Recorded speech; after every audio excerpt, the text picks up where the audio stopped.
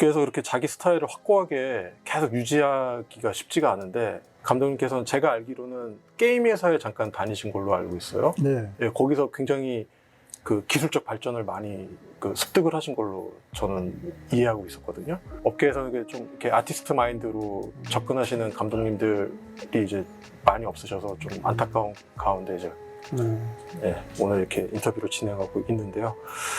감독님께서 그 아까 아키라를 통해서 자신의 어떤 비주얼적인 그 애니메이팅에 대한 발전이라든지 이런 거를 모색하셨는데 그거 말고 자기가 조금 더 뭐 어떤 기억에 남는 작품 이를테면 이제 제가 기억하고 있는 거는 단테를 하신 걸로 알고 있어요. 예, 그 한 에피소드를 받으셔서 네. 직접 다 연출하시고 비주얼까지 다 소화해내신 걸로 저는 알고 있는데 뭐 그런 식의 기억에 남는 작품 있으면 하나만 소개시켜 주시면. 단테는 게임이 원작이에요. 예, 예. 네, 그 게임이 나온 시점에서 홍보용 목적으로 예. 애니메이션을 만들게 됐거든요. 예. 근데 그게 이제 각 나라의 감독들을 섭외를 해가지고 옴니버스 방식으로 만든 건데 네. 우연찮게 참여하게 됐어요, 사실은. 제 작품을 그쪽 회사에 한번 보냈는데 그런 스타일의 그 작품 괜찮다 생각을 해서 그쪽에서 선택을 해가지고 그 한 에피소드를 담당을 하게 됐는데 그 작품을 할 때는 최대한 어떤 스타일리시한 그런 느낌을 좀 만들어 보자. 예. 그러니까 워낙 같이 참여한 감독님들이 쟁쟁한 작품을 했던 그 그렇죠. 감독님들이었거든요. 확실한 스타일을 만들지 않으면 안 되겠다 생각을 해서 그거는 좀 갈았어요, 사실 갈기는. 그 대신 이제 많이 움직이지 못하는 그런 그 애니메이션이 돼가지고 조금 불만은 좀 있었지만 제가 가진 스타일을 확실히 보여줄 수 있는 뭐 그런 방법이었다라고 생각이 돼요. 지금. 저도 그 작품을 보면서 감독님의 색깔이 물론 CD에서 완성되어 있다고 생각했지만 아 이게 이렇게 파생돼서 이제 완성됐구나라는 생각이 들어서 굉장히 좀 인상적으로 봤고요. 그 전에 뭐 애니메트릭스나 이런 데 보면은 일본 감독님들만 섭외가 많이 돼서 작업을 하셨잖아요. 이제 단테 같은 경우 이제 우리나라 감독님들도 섭외가 되셨고 그 가운데 이제 이승규 감독님은 확실한 비주얼리스트로서의 어떤 입지를 확보를 했다고 해야 되나? 확립을 했다고 해야 되나? 뭐. 근데 거기서 거의 나온 것 같아요. 예.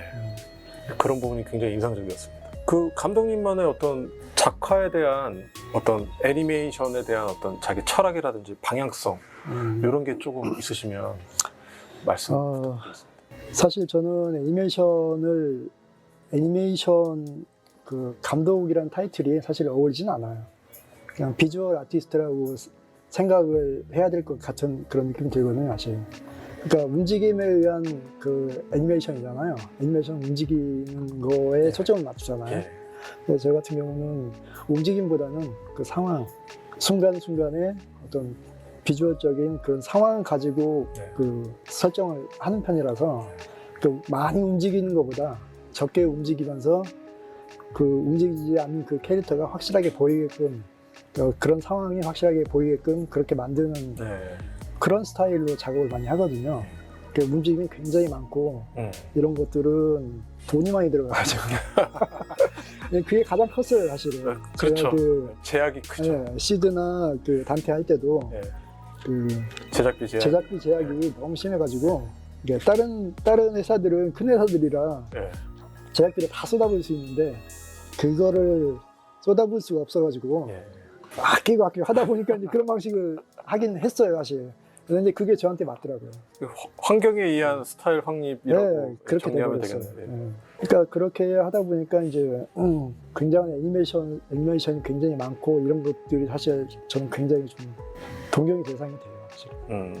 말씀 듣다 보면 계속 이제 저도 이제 웃음이 나올 수밖에 없는 게 업계 환경에 대해서 너무 잘 아니까 그 제약이라든지 그 비주얼을 소화해내서 애니메이팅이 가능한 그 인력풀들이 한정되어 있는 게 너무 명백하기 때문에 우리나라 같은 경우는 어쩔 수 없는 선택이다라는 부분에 대해서 되게 많이 공감이 되고요.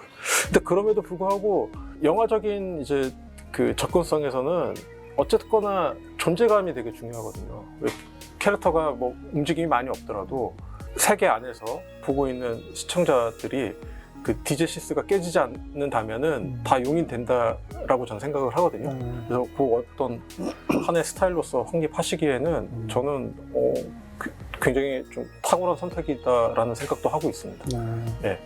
그래서 사실 뭐 그 그림 한 장 그리는 것 자체가 굉장히 시간이 많이 걸리는데 내가 뭐 여러 가지 이제 뭐 밸런스적인 부분에서 봤을 때 괜찮은 선택이라고 저는 생각하고요. 그 감독님께서 이제 우리나라 업계 전체에 대한 어떤 지금 환경적인 제약에 의해서 자신의 스타일이 좀 그 영향을 받아서 확립이 됐는데 우리나라 업계의 전반적인 방향성에 대한 어떤 감독의 생각이라든지 좀 어떤 개선점 뭐 앞으로 어떻게 나가야 될 것 같다라는 어떤 인사이트가 있으시면 좀 하나 말씀해 주시면 좋을 것 같습니다. 사실 제가 잘 몰라요. 애니메이션 업계에 벌써 한 30년간 있긴 있었는데 이게 어떻게 변해가야 좋을 건지에 대한 확신이 사실 안 서거든요. 그 디지털 환경으로 넘어온 지 한 15년 가까이 돼가는데 이제 길게 잡으면 변화는 했는데 환경이 변화를 했는데 쉬운 환경으로 변화를 했잖아요. 네. 쉬운 환경으로 변화를 했는데 쉽게 만들고 획일화가 된 그런 경향이 너무 많아가지고 그러니까 우리가 90년대 일본 애니메이션을 보면은 가장 좋았던 게 뭐냐면은 다양성이거든요. 그렇죠. 네. 지금 작품들 보면 일본도 마찬가지예요. 지금도 굉장히 획일화돼 있어가지고 같은 작품 똑같은 거 계속 만들잖아요. 뭐 이세계물이면은 계속 이세계물. 장르화된 게 있죠. 그렇게 장르화된 게 여러 장르로 이렇게 나오면 괜찮은데 이 장르 안에서 계속 나와지니까 그거를 탈피할 수 있는 방법이 지금으로서는 좀 딱히 찾아볼 수가 없어가지고 그래서 좀 암울하긴 해요, 사실.